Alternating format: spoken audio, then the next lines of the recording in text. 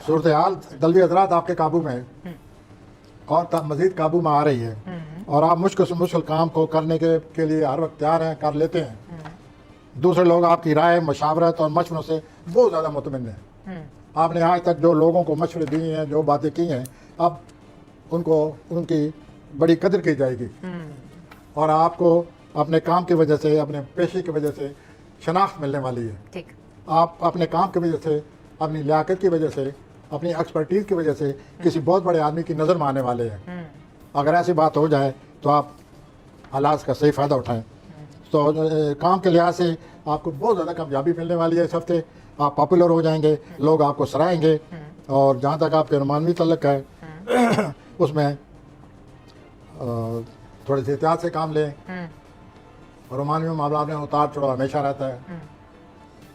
रुमानवी मामला का दूसरा मतलब है बेसकूनी। तो आप इस हकीकत को समझें और रुमानी मामलात को से आप दूर रहें, एहतियात करें। एहतियात करें या कुछ सोच समझ से काम लो। दूसरों के, अगर आपके लोग जज्बात नहीं समझ रहे तो कम से कम आप दूसरों के जज्बात को समझें। तो यूं से चला हुआ है, एक टेंशन सी बनी हुई है। ठीक हो गया। अब हम आते हैं